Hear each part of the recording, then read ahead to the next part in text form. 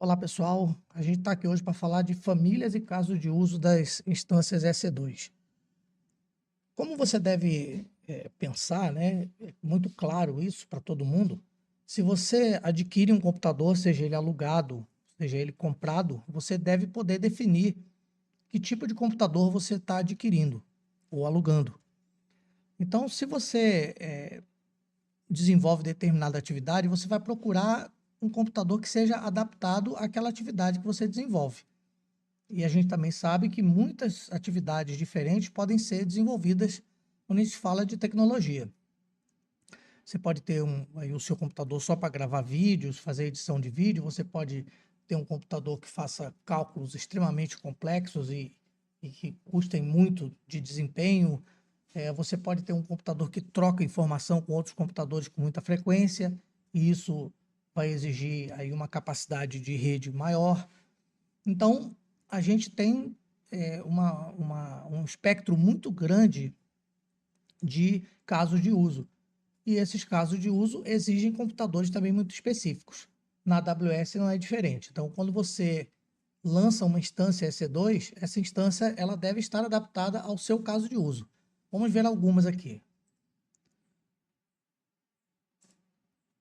Primeiro, a gente tem a família General Purpose. Essa família General Purpose, ela é uma família que ela tem um equilíbrio entre os vários aspectos que um computador deve atender. Por exemplo, um equilíbrio entre processador, memória, armazenamento e rede. São as quatro principais características aqui dos computadores, né? Então, a que a gente está usando agora, por exemplo, né, no nosso free tier, a gente usa o tempo todo a T3 Micro. E a gente tem, nessa família da General Purpose, a gente tem aqui vários exemplos, né? São vários tipos de instâncias diferentes que estão incluídas aí dentro de General Purpose. Por exemplo, a T2, a T3, a T4, M5, M6G. E, e essa família, o grande lance dela, como ela para General Purpose, ou seja, finalidade geral, o grande lance dela é ter um equilíbrio. Ela não é muito bombada em nenhum aspecto e também não é muito fraquinha em nenhum aspecto. A gente tem aqui a família Compute Optimized, ou seja, essa família ela é otimizada para a computação, processamentos em lotes, servidores de jogos, análise de dados, servidores web de alto desempenho. Então você vai usar aí uma C5, C6, C6G, etc. A outra família é a Memory Optimized. Pelo nome já dá para perceber que o big deal aqui dessa família é memória. Então, aqui a gente tem como exemplos de instâncias que estão incluídas nessa família R5, R6G, X1E, Z1D e por aí vai. Ela serve para bancos de dados em memória, lógico, né? Ela é parrudona em memória, então você pode colocar um banco de dados que roda em memória, Redis e etc. Big Data, Analytics. A outra é a Storage Optimize. O nome também já deixa bem claro aqui qual é o ponto alto desse tipo de instância, né? É a alta performance de I/O em disco. Ora, se ela é Storage Optimize, então ela é otimizada para armazenamento. Quando você armazena, é muito claro que você vai querer ter acesso ao que está armazenado, você vai querer gravar, você vai querer recuperar, e para isso você precisa de uma performance boa de entrada e saída. Então é exatamente o big deal dessa família aí. Os exemplos aqui são i3, i4i e D2. Essas siglas, não se preocupe com elas, porque a gente vai dar uma olhada mais a fundo em como é que essas siglas são formadas e por que esses nomes são definidos dessa forma aí. Outra família é Accelerated Computing. Então, possui GPUs e FPGAs para aceleração de processamento. Quando é que a gente usa uma instância dessa família Accelerated Computing? Quando a gente quer trabalhar com Machine Learning, Deep Learning, renderização gráfica e simulações científicas que exijam uma computação muito acelerada, né? Uma computação muito potente. A gente tem aí os exemplos colocados aí no slide, P3, P4, G4, G5 e tantas outras. Aqui a gente tem um resumo das famílias. Então tem a General Purpose, que é o foco dela, ela não tem um foco específico, na verdade, o foco dela é o equilíbrio entre capacidade de armazenamento, memória, processamento e rede. Então ela serve para sites web, testes, né? Normalmente em ambiente de homologação, ambiente de dev, a gente coloca uma instância desse tipo aí, até porque elas são econômicas. Você não vai querer gastar muita grana com uma atividade que não é fim, né? Não é para atender o seu cliente. Então você coloca aí uma máquina mais modesta e paga menos. A Compute Optimize, cujo foco principal é CPU, tem aqui os exemplos, C5, C6, processamento intenso. E aí, essa listinha segue aqui, é só uma repetição do que a gente viu até ainda agora. Você depois lê com calma esse slide aí. Agora, a gente vai ver aqui a motivação das siglas, né? Às vezes a gente olha os nomes, né? Essas letras e números que se seguem umas às outras e parecem não fazer muito sentido. Mas elas têm uma razão de ser assim. Então, por exemplo, vamos ver aqui essas três que estão aqui na tela. M5, C6G e R5D. M5. O M é de memória. Então, a gente já percebe que essa instância aqui, ela favorece a memória. Large significa que ela é grande, conforme o próprio nome diz. A gente tem aqui o C6G. Agora já complicou um pouquinho, porque além da primeira letra e do número que vem em seguida, a gente tem uma outra letra. Então, aqui, C de compute, otimizada para CPU. Esse 6 aqui, assim como o 5 que você viu em cima, eu esqueci de falar, ele indica a geração. Então, essa primeira aqui é otimizada para memória, quinta geração. Essa aqui é otimizada para computação, com C, né, sexta geração. E o G indicando que é GPU, ou capacidade muito grande, né? E aqui você tem o tamanho ou a capacidade da instância, que é, nesse caso aqui, extra large. R5D. O R, embora a gente possa até pensar, pô, mas R, né? E agora? Porque Compute, Memory, o R também indica otimizado para memória, porque é random. Esse R é de random, ou seja, memória RAM. Então, ela é de quinta geração, e esse D aqui indica que ela tem um disco local. Você não é obrigado a decorar essas coisas aqui, até porque quando você está precisando de uma instância específica, você deve saber o rumo, né? Eu quero uma bem parruda de memória. Então, você vai nas R, vai nas M, e aí lá você, dentro do console da AWS, você pode ler detalhadamente o que cada uma dessas instâncias aqui oferece para você.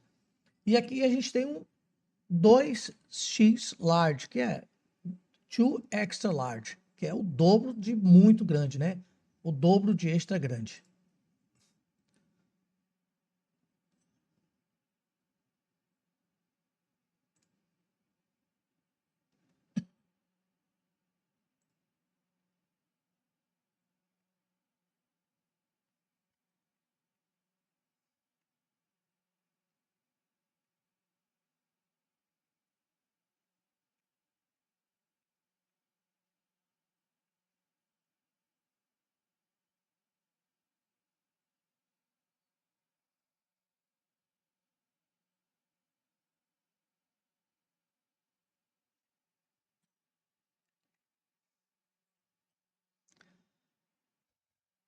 Na próxima aula, nós vamos examinar aqui os tipos de instância. Na próxima aula, nós vamos estudar sobre as imagens. A gente, quando lançou aqui uma instância, a gente viu que, além de definir o hardware, a gente define qual é a imagem que vai ser colocada naquele computador, né? Quando a gente instancia o EC2. Então, a gente viu aqui os tipos de instância e agora a gente vai ver na próxima aula os tipos de imagem que podem ser descarregadas na instância EC2 durante o seu lançamento. Eu trouxe aqui a título de complemento 3 tabelas que vão tratar aqui da composição dos nomes dos tipos de instância EC2 na AWS. Normalmente, a gente vê esses tipos de instância indicados por uma letra, um número, às vezes tem outra letra, e depois um nome. Bom, a primeira parte, ela que é composta por letras e números que não são palavras, mas são abreviações ou letras que carregam algum significado, essa primeira parte é separada da segunda por um pontinho. Então, a segunda parte sempre vai ser o tamanho. Mas essa primeira parte aqui, cada símbolo utilizado nessa primeira parte, ele guarda um significado. Vamos tentar dar uma olhada nisso no próximo slide. A gente tem aqui a primeira tabela, ela diz respeito ao primeiro caractere do nome da instância. Então, esse aqui, ó, o M, o 5 e o R. A gente tem aqui a letra T, M, C, R, X e assim em diante. O T é burstable. Aí você diz, burstable não é com T. Sim, tem um T lá no meio. E essa palavra aqui, burstable, em tecnologia indica alguma coisa que é um recurso que é básico, mas pode ser incrementado, né? Ele pode ser melhorado. O M de General Purpose, agora que pegou mesmo, porque General Purpose não tem sequer um M na expressão toda, mas historicamente esse tipo de instância aqui, ela era conhecida como mainstream. Então, por causa do mainstream, ela foi identificada por M. Depois trocaram o nome da instância e o M ficou aí como significado de General Purpose, quando na verdade significava mainstream. C de compute, R de memory, que você pode considerar o R que tem no meio da palavra memory ou o R de random, de memory. Memory extra, o X do extra. E aqui a gente vai seguindo com essas letras, e mesmo que elas não ofereçam um significado diretamente atrelado ao nome, elas são inequívocas. Então, quando elas vêm na primeira posição, elas jamais se repetem. Uma letra só significa uma coisa, e isso dá bastante segurança para a gente. A segunda parte do nome, que seria essa aqui, ó, esse número, ela não vai estar aqui na tabela porque nem precisa, né? O número, ele indica a geração daquela instância, porque eles podem criar instâncias novas baseadas no mesmo modelo com uma geração um pouco mais nova, com algum incremento. Então, o númerozinho que você vê aqui, 5, 6, 5, 2, 3, né, que normalmente a gente está usando no nosso curso aqui, T3 Micro. Então, o T3 Micro é, para nós aqui, se a gente olhar o T, ó, burstable, uso geral, cargas variáveis, 3, que é a terceira geração, e se você olhar na tabela aqui, nano, micro, pequeno.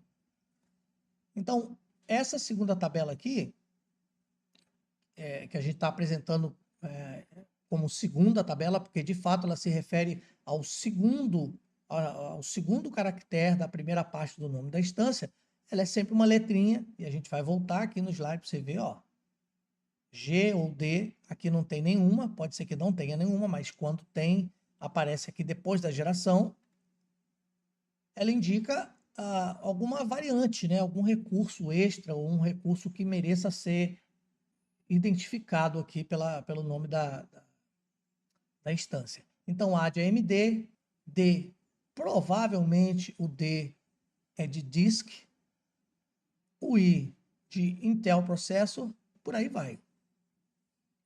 Bom, sabendo disso, a gente conseguiu identificar a primeira parte do nome da instância, que é essa daqui.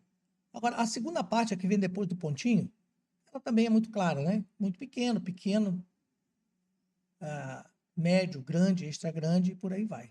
Então, com isso aqui, você consegue identificar perfeitamente as instâncias, contanto que você tenha uma ideia mais ou menos aproximada de para que servem essas letras. Caso você precise, em algum momento, você pode consultar no console da AWS, que lá, quando você escolhe uma instância, ele põe uma descrição da instância embaixo, a gente viu isso quando a gente estava criando uma instância lá, ou você pode consultar essa tabelinha aqui.